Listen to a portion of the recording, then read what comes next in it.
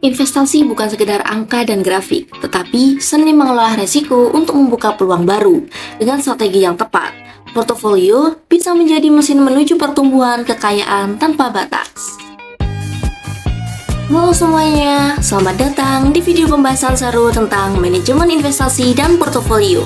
Dengan saya Devita Sabrina, NRP 2043221020, dan saya Ananda Nur Damayanti dengan NRP 2043221087. Kali ini kami akan membahas strategi investasi terbaik dan cara membangun portofolio optimal menggunakan metode Macro-Wiz. Yuk simak sampai selesai dan temukan rahasia investasi cerdas bersama kami. Sebelum kita masuk ke langkah-langkah analisis menggunakan metode Macro-Wiz, mari kita pahami mengapa metode ini begitu penting. Dalam dunia investasi, pengolahan risiko menjadi kunci utama untuk mencapai hasil yang optimal. Metode Macro-Wiz menciptakan portofolio yang seimbang antara risiko dan return. Dengan prinsip diversifikasi, metode ini memungkinkan kita untuk memanfaatkan peluang terbaik di pasar dengan minimalkan risiko yang tidak perlu. Ayo, kita mulai pembahasannya. Langkah pertama adalah mengumpulkan data harga saham dari 10 emiten dan indeks ekonomi makro dengan periode bulanan pada tahun 2021 hingga 2023 yang diperoleh melalui situs website investing.com. Dengan emiten yang kita gunakan ada 10, yaitu BBCA, BMRI, TLKM, ASII, UNVR, BBRI, ICBP, HMSP, GGRM, dan ADRO. Dengan indeks ekonomi makro yaitu ada 3 untuk kurs US dollar, emas berjangka, dan SP 500. Langkah kedua yaitu menganalisis data dengan menghitung expected return dari masing-masing emiten berdasarkan data historis, sehingga didapatkan hasil expected return pada masing-masing emiten dengan pendekatan geometric mean. Kemudian diperoleh emiten yang harus dieliminasi karena memiliki rata-rata nilai return yang bernilai negatif sebesar 4 emiten yaitu ASSI, UNVR, HMSP, dan GGRM. Kemudian menghitung return bebas risiko atau risk-free rate dengan pendekatan geometric mean dari data BI Saving Reference Repo Rates didapatkan hasil sebesar 4,320% per bulan dan 0,360% per tahun.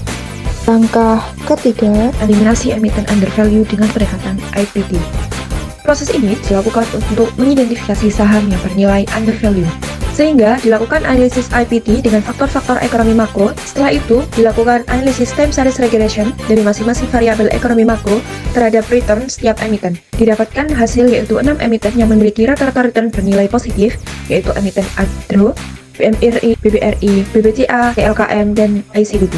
Kemudian dilakukan cross-section regression dari hasil tersebut untuk mendapatkan expected return IPT dan nilai alpha untuk mendefinisikan apakah emiten-emiten tersebut undervalue atau overvalue. Berdasarkan nilai alpha menunjukkan bahwa hanya terdapat 3 emiten yang undervalue, yaitu alpha bernilai lebih besar dari 0 yang dapat dilanjutkan untuk menganalisis portofolio berdasarkan model Markowitz, yaitu pada emiten ADRO, BMRI, BBRI dengan nilai alpha berturut-turut sebesar 0,22%, 0,891%, dan 0,024%. Langkah keempat yaitu membentuk portofolio optimal. Dengan metode Macro-Wiz, kami membentuk portofolio dari emiten yang lolos seleksi. Pendekatan ini memungkinkan optimalisasi resiko dan return.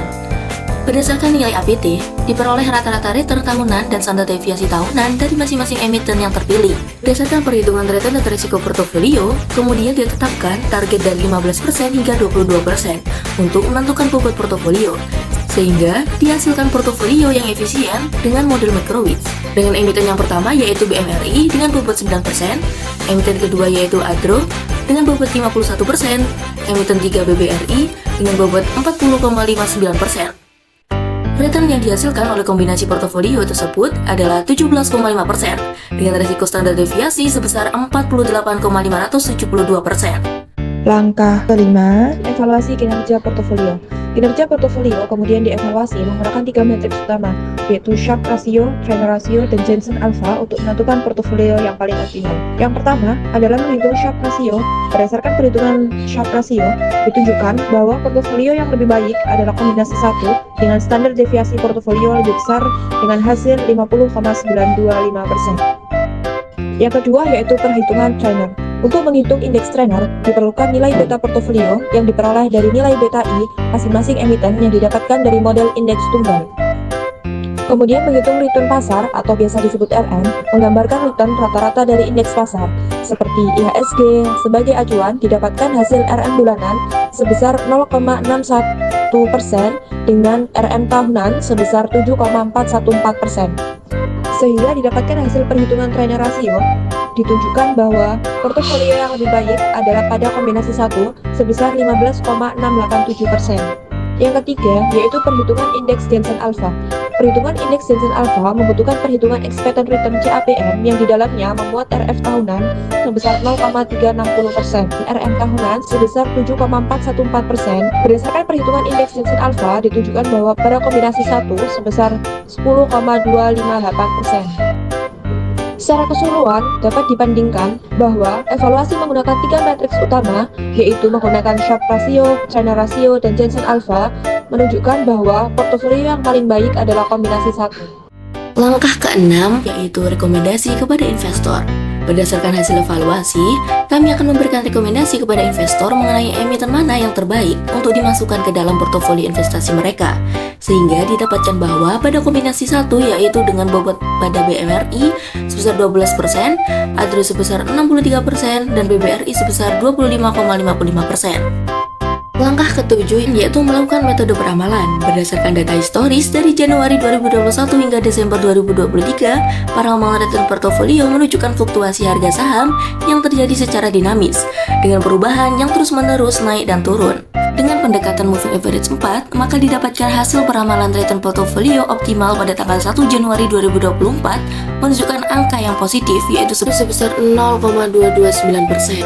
Sehingga dapat disimpulkan, meskipun portofolio dengan kombinasi ketiga bobot tersebut menunjukkan hasil yang optimal berdasarkan metrik yang digunakan, investor tetap harus mempertimbangkan pentingnya diversifikasi dalam portofolio. Meskipun peramalan return portofolio optimal pada tanggal 1 Januari 2024, investor juga perlu memeriksa dan memahami resiko yang terkait dengan portofolio. Semoga video ini dapat memberikan wawasan baru dan membantu Anda dalam memahami pentingnya manajemen portofolio yang terencana, karena investasi bukan sekedar hasil, tetapi juga proses dalam perjalanan menuju keberhasilan finansial. Terima kasih dan sampai jumpa.